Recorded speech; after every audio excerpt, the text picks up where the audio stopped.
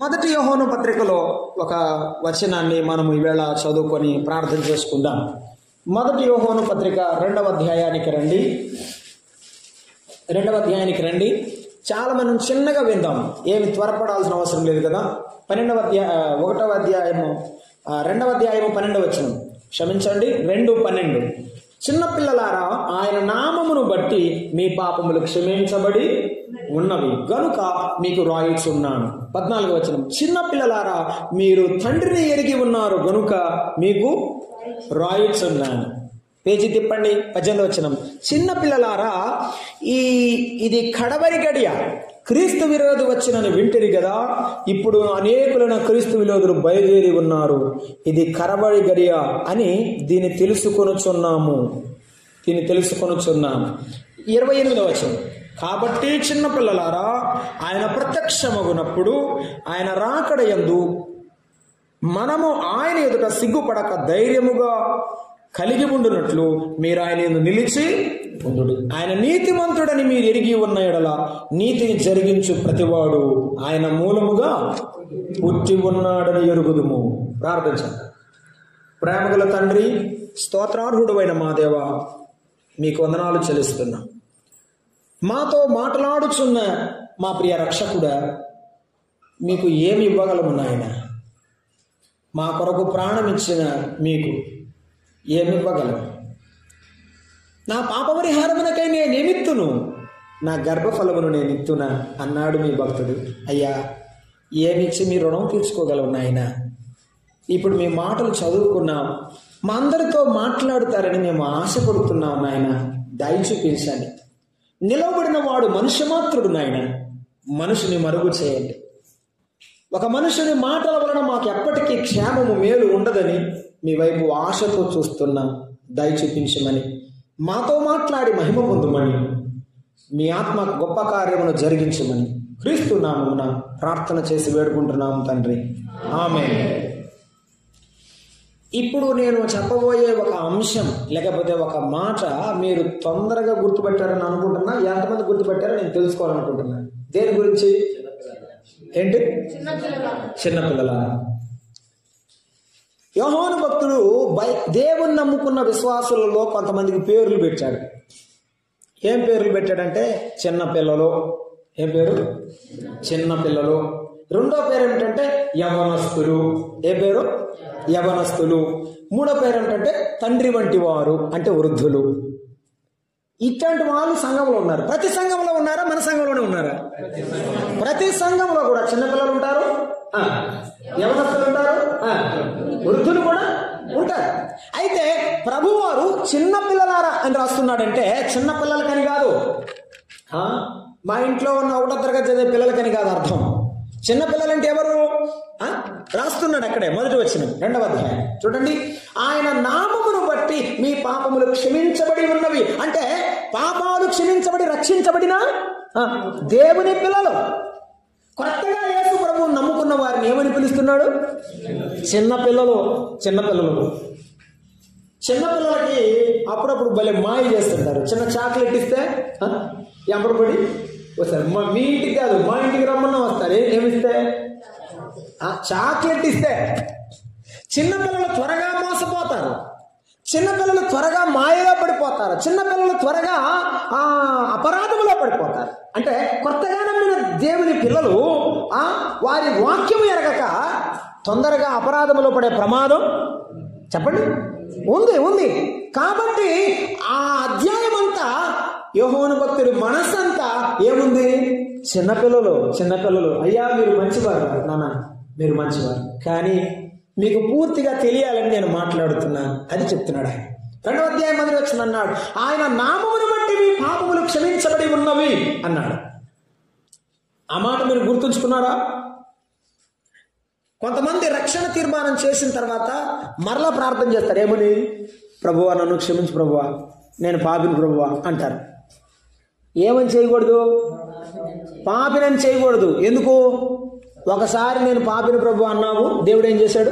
క్షమించాడు. కాబట్టి క్షమించబడిన నీవు, నేను రక్షించబడిన బిడ్డనయ్యా, నీ బిడ్డనయ్యాను, నాకు నీ సహాయం చేయ ప్రభు అని ప్రార్థన చేయాలి. కానీ మళ్ళా నేను పాపిని చేయకూడదు. అంటే అలా చేస్తున్నాడంటే అర్థం ఏమిటి? తన పాపాలు క్షమించబడినాయి అనే రుజువు మనసులో లేదు అని అర్థం. అర్థమైందా? అర్థమైందా? అంతే.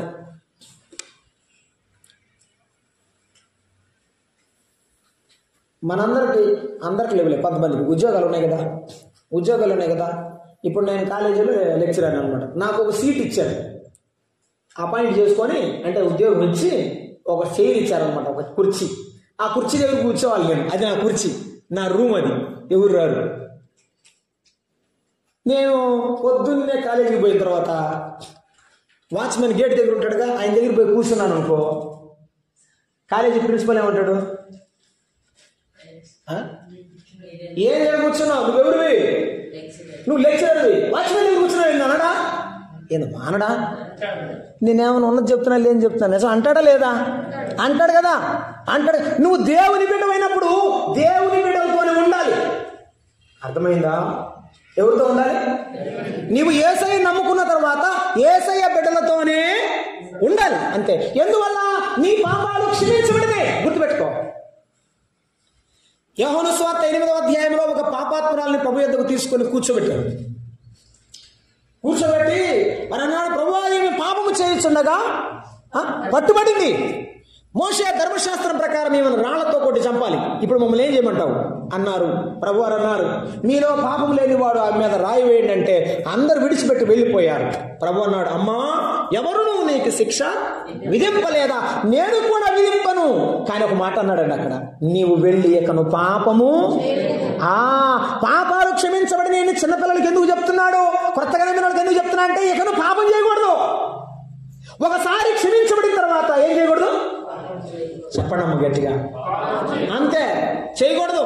ఒకసారి నీవు దేవుని నమ్ముకున్న తర్వాత పాపము చేయడానికి నీకు మనస్సు రాకూడదు.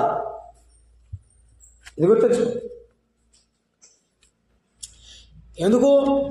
1వ కీర్తన 1వ అధ్యాయం. మీరు మనసు తెలియగలరు, చదవండి. బైబిల్ తీయకుండా కూడా చదువుతున్నాడు మా అబ్బాయి. చదువయ్యా. దుష్టుల ఆలోచన చొప్పున యాడ పాపం చేయకూడదంట? చెప్పండి. దుష్టుల ఆలోచన కూడా పాపం చేయకూడదు. 2 పాపుల మార్గమున నిలువక. అంటే పాపులతో పాటు ఆ మార్గంలో ఆ దారిలో వాళ్ళు వెళ్తుంటే వాళ్ళతో పాటు సహవాసం నువ్వు చేయకూడదు. ఆలోచన ఉండకూడదు, నడక కూడా ఉండకూడదు. ముందు వచ్చేది ఏంటంటే బైబిల్ చెప్తుంది, ఏం చెప్పడం లేదు. ముందు వచ్చేది ఆలోచన. ఆ తర్వాత ఈ ఆలోచన హృదయంలో లోపలికి వెళ్ళిద్ది. ఒక మంచి ప్లాన్ గీస్తాడు వాడు. నడువు అంటే ఏం చేయాలి? నడవాలి. అందుకని ఆలోచన ఉండకూడదు, దుష్టుని ఆలోచన ఉండకూడదు. రెండోది ఏం చేయాలి? పాపులతో పాటు సహవాసం చేయకూడదు. ఎవరు పాపులండి అన్నావు అనుకో, యేసు ప్రభు నమ్ముకోకుండా దురాలోచనతో చెడ్డ మనసుతో చెడ్డ కార్యాలతో జీవించేవారు అందరితో ఉండకూడదు. నేనేమంటానంటే వాళ్ళతో పాటు పనికి వెళ్ళొద్దంటలా. You got my point? మీకు అర్థమవుతుందా? మనం లోకంలో ఉన్నాం, అందరితో పనికి వెళ్ళాలి, కానీ వారి కార్యాల్లో పాలు పంపులు పొందకూడదు. ఫర్ ఎగ్జాంపుల్ చెప్తాను. మనకి తాగి అలవాట్లేదు, అంతేగా? ఎవరైనా తాగుబోతులు వచ్చారు, ఏముందిలేరా ఈ పూటేగా అన్నారనుకోండి, ఏం చేయాలి చెప్పండి? యేసు ప్రభువుని నమ్ముకుంటుంది, ఏం చేయాలి? అయ్యా నేను దేవుని నమ్ముకున్నాను, నేను రాను. ఏం చెప్పాలి? నేను యేసయ్య నమ్ముకున్నాను, నేను రాను అని చెప్పాలి. మీ ఎప్పుడు పనికి వస్తా, మీతో పాటు ఉంటా, మీతో పాటు అన్ని పనులు చేస్తా, కానీ నా దేవుడు ఏం చెప్పాడో దాన్ని మాత్రం నేను చేయనని చెప్పాలి. చెప్పాలా లేదా? అవును, చెప్పాలి. యేసు ప్రభువు నమ్ముకున్న ప్రతి బిడ్డ కూడా పాపము చేయకుండా ఉండాలి. పాపము లేకుండా బ్రతికేటువంటి వారి కొరకే ఈ యొక్క యోహాను రాస్తున్నాడు. చిన్న బిడ్డలారా, మీరు దేవుని నమ్ముకున్నారు కాబట్టి ఆయన నామమును వలన మీకు పాపాలు క్షమించబడినాయి, కాబట్టి ఎప్పటికీ పాపము చెయ్యకూడదు. ఒక మాట చదువుతారా? అక్కడ యోహాను రాసినటువంటి మొదటి పత్రిక 3వ అధ్యాయం ఏమంటాడు? ఎందుకు ఆ మాట చెప్తున్నాడు? 3:6 చదువుతారా? ఆయన నిలిచి ఉండేవాడెవడు పాపము చెయ్యడు, పాపము చేయవాడెవడు ఆయనను చూడను లేదు. చిన్నపిల్లలారా,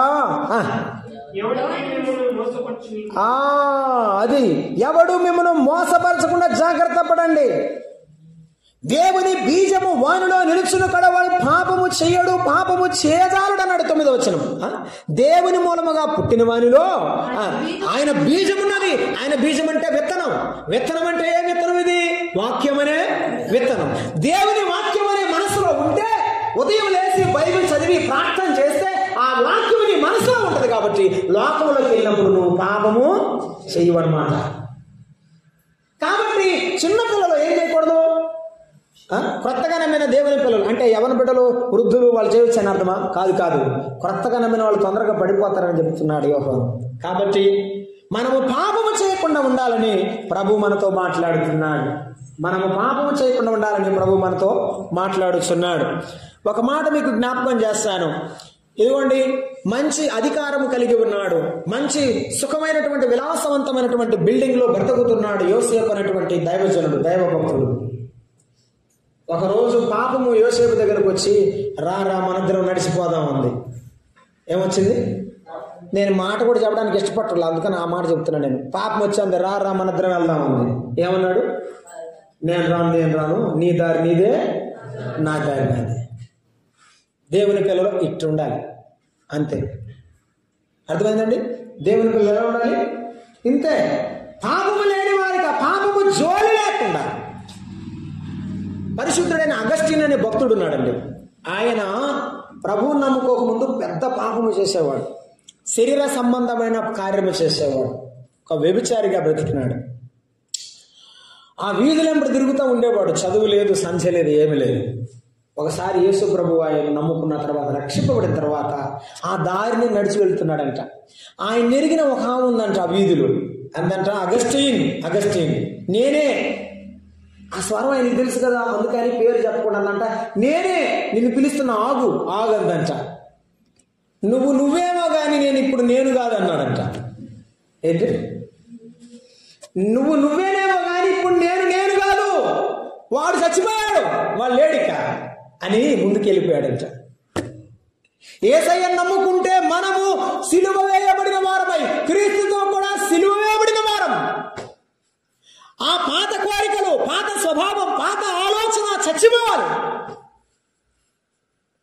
చచ్చిన వారమై జీవిద్దాం. యేసు ప్రభు కొరకు జీవించి ప్రభు నామాన్ని ఘనపరుద్దాం. చిన్నపిల్లలారా, మీరు ప్రభువు నందు విశ్వాసం ఉంచి మీ పాపములు క్షమించబడి ఉన్నాయి. రెండో మాట చూడండి, చిన్నపిల్లారా మీరు తండ్రిని ఎరిగి ఉన్నారు కనుక మీకు రాయిచున్నాను. ఎరిగి ఉన్నారు అని రాస్తున్నాడండి. ఏం ఎరిగి ఉన్నారు? తండ్రిని ఎరిగి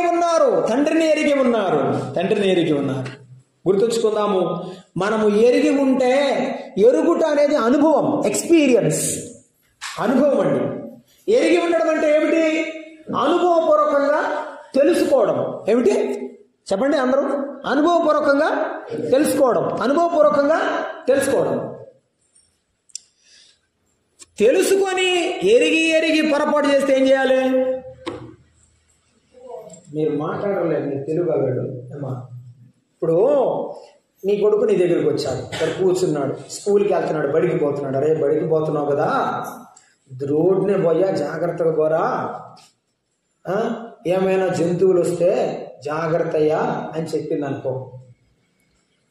విన్నాడు, అరే నాయన కుక్కలు ఎక్కువ ఉన్నాయి జాగ్రత్త అన్నాం, అసలు అటు జోలికి పోవద్దు అని చెప్పావు.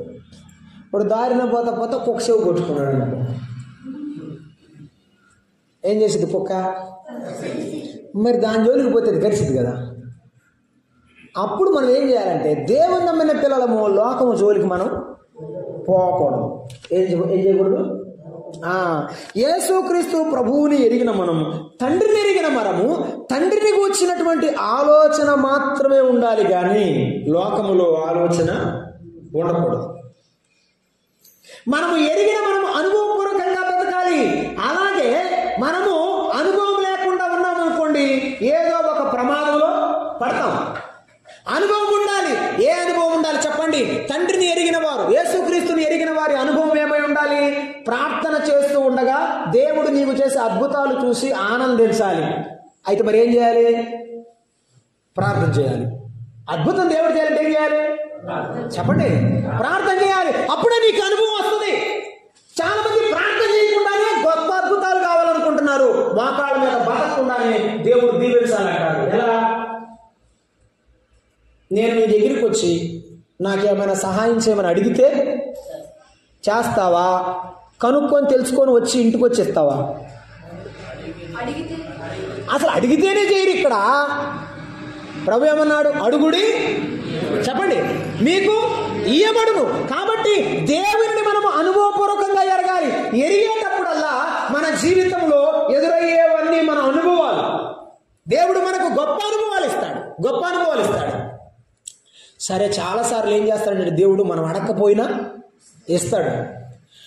ఆది కాండంలో మనం చదువుతుండగా హాగరు తన యజమానురాలైన శారాను విడిచిపెట్టి, తన యజమానుడైన అబ్రహామును విడిచిపెట్టి ఆ బిడ్డను తీసుకొని ఎడారిలోనికి వెళ్ళిపోయింది. ఎడారిలో అక్కడ నిలబడి ఆ బిడ్డను అక్కడ విసిరి వేసి నెత్తిని చేతులు పెట్టుకొని ఏడుస్తాడు. అబ్రహాము గుడారంలో ప్రార్థన లేదా? చెప్పాలి మీరందరూ. అబ్రహాము గుడారంలో ప్రార్థన ఉందా లేదా? ఉంది. కానీ ప్రార్థించడం నేర్చుకుందా? లేదు. అబ్రహాము గుడారంలో దేవుని వాక్యం ప్రత్యక్షం అవుతా ఉందా లేదా? దేవుడు మాట్లాడుతున్నాడు కదా, ఆ మాటలు విందా? వినలేదు. అయినా దేవుడు మాటికి హాగరుతో మాట్లాడాడు. హాగరు, ఆయన నీళ్ళు ఇచ్చి నీవు నీ బిడ్డ బతకండి, నీ గర్భంలో నుండి 12 మంది రాజులను ఇస్తానని చెప్పి మరలా నీ యజమానురాల దగ్గరికి వెళ్ళి అణిగి ఉండి బ్రతకమన్నాడు. వెళ్ళిందా? వెళ్ళలేదా? ఏ బైబిల్లో కథ లేదు. అంతే, చాప్టర్ క్లోజ్. దేవునికి లోబడిన వాడి యొక్క జీవితం ఆయన పుస్తకంలో ఉంటుంది. లోబడకపోతే ఆయన పుస్తకంలో ఉండదు. బైబిల్ బాగా చదివిన వాళ్ళకి అర్థమవుతుంది. 430 ఏళ్ళు వాళ్ళు తిరిగాడారు అని అపోస్తల కార్యముల గ్రంథంలో లోకా భక్తుడు రికార్డ్ చేశాడు, రాశాడు. కానీ పాత నిబంధనలో 400 ఏళ్ళు నువ్వు తిరుగులాడుదు అని 12వ అధ్యాయం ఆది కాండంలో అబ్రహాము సంతానాన్ని గురించి దేవుడు చెప్పాడు. అక్కడ అరణ్యంలో 400 ఏళ్ళు తిరుగులాడతారు నీ పిల్లలని దేవుడు వాగ్దానం చేశాడు, చెప్పాడు. మరి స్టెఫను భక్తుడు ప్రసంగంలో 430 ఏళ్ళు వాళ్ళు తిరుగులాడారని ఎందుకు రాశాడు? బైబిల్ తప్ప? మీరు ఆలోచిస్తారని ఆ మాట అడుగుతాను, అంతే. నేనే చెప్తా, బైబిల్ ఎప్పుడు పొరపాటు కాదు. విషయం ఏమిటంటే మన జీవిత దినాలన్నీ ఆయన పుస్తకంలో ఆయన ఎప్పుడో రాసేశాడు.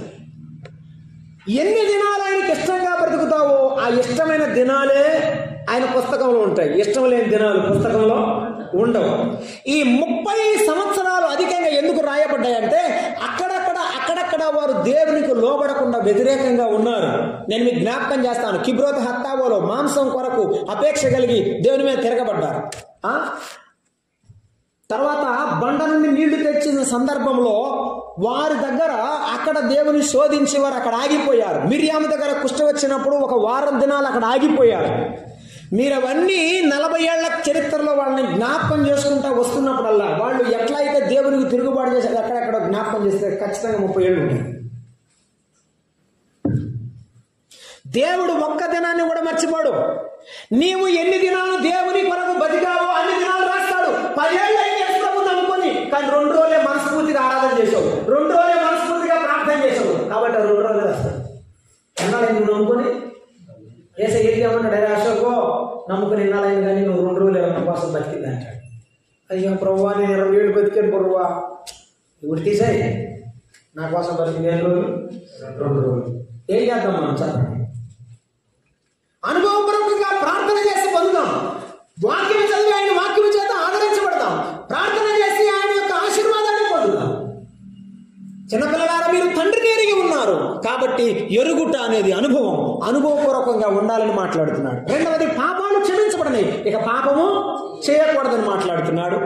మీరు తండ్రిని ఎరిగి ఉన్నారు కాబట్టి ఎరిగిన మీరు ఇంకా పూర్తిగా ఆయనను ఎరుగుతూ అనుభవపూర్వకమైనటువంటి జ్ఞానాన్ని పొందాలని మాట్లాడుతున్నాడు. 3వ మాట 18వ వచనం. చిన్నపిల్లలారా, ఇది కడవరి గడియ, క్రీస్తు వచ్చునని వింటిరి కదా, ఇప్పుడు అనేకులైన క్రీస్తు విరోధులు బయలుదేరి ఉన్నారు. ఇది కడవరి గడి అని దీని చేత తెలుసుకొనిచున్నాము అన్నాడు. గమనించారా? ఈ చివరి దినాల్లో మనం బ్రతుకుతున్నాం. నేనే క్రీస్తును అని చెప్పేవారు ఉంటారు. ఒకవేళ మన ఊరి దగ్గరికి మీకు తెలియకపోవచ్చు. ఒక ఆయన టీవీలో ప్రసంగికుడు అనమాట. ఆయన ఏమని చెప్తున్నాడంటే, మెస్సయ్య వస్తాడని చెప్పారు కదా, ఆయన నన్ను పంపాడు మీకోసం అని చెప్తున్నాడు. ఆయన పేరు నేను మర్చిపోయాను, మరి ఇంకోసారి చెప్తా. అనేకులు నేనే క్రీస్తునని బయలుదేరి వస్తారు, అనేకులు నేనే దేవుడిని బయలుదేరి వస్తారు. కొంతమంది పేరు చెప్పకపోయినా ఆయన సింహాసనం మీద కూర్చుంటారు, అంతే, అంతా వాళ్ళే. నేను మీకు జ్ఞాపకం చేస్తా, ఎలా ఉంటారో ఎలా వస్తారో జ్ఞాపకం చేస్తా. Okay right. ప్రకటన గ్రంథం 3వ అధ్యాయంలో నికొలాయితుల బోధ అనే మాట రాయబడి ఉంది. ఆ మాట మీకు జ్ఞాపకం చేస్తా. చరిత్రలో ఒకడు ఉన్నాడు, నికొలాయితుల బోధను అనుసరించి వారు నీలో ఉన్నారు అనే సంఘాన్ని గురించి ఆయన మాట్లాడుతున్నాడు. వారు నికొలాయితుల బోధను నీలో అనుసరించి వారు ఉన్నాడు అని పెర్గమ సంఘమును గురించి మాట్లాడుతున్నాడు. అంతిపైన వాడు చంపబడే దినాల్లో నా నామాన్ని గట్టిగా చేపట్టావు, మంచిది. ఆ నికొలాయితుల బోధను 15వ వచనం, అటువలే నికొలాయిత బోధను అనుసరించి వారు నీలో ఉన్నారు అన్నాడు. నికొలాయితు అంటే చెప్తా, నికోలాస్ అనే ఒక చక్రవర్తి ఉన్నాడండి చరిత్రలో. అతడు ఒక చిన్న కలగన్నాడు. ఏమని? నువ్వు యుద్ధానికి పోయేటప్పుడు ఏంటి, సిలువ పెట్టిన జెండా, ఏమిటి, సిలువ పెట్టిన జెండా వేసుకొని వెళ్తే నువ్వు గెలుస్తావు అని కల వచ్చిందట. ఆయన ఏం చేశాడంటే ఒక జెండా తయారు చేసుకొని, సిలువ పెట్టిన జెండా చేసుకొని దాన్ని తీసుకొని వెళ్ళి యుద్ధం చేసి గెలిచాడు. ఏం చేశాడు? యుద్ధం చేసి గెలిచాడు. గెలిచిన వాడు తిరిగి వచ్చిన తర్వాత సింహాసనం మీద కూర్చుని ప్రజలందరూ చెప్పాడు, ప్రజలారా, దేవుడు తన దూతగా మీకోసం నన్ను పంపాడు. ఆయన చర్చిలో సింహాసనం వేసుకు కూర్చొని, ఇక నుండి నేను చెప్పినట్టు మీరందరూ వినండి అన్నాడు. దాన్ని ఏమంటారంటే నికొలాయితుల బోధ అంటారు. అంటే ఒక వ్యక్తి స్వాధీనంలో ఉండే బోధన ఏమంటారు? నికొలాయితుల బోధ. దేవుని సింహాసనాన్ని కూడా ఆక్రమించుకోవడానికి ప్రయత్నం చేసిన వాడు సాతాను. చేయలేదులేండి, మరి చేత కాదు.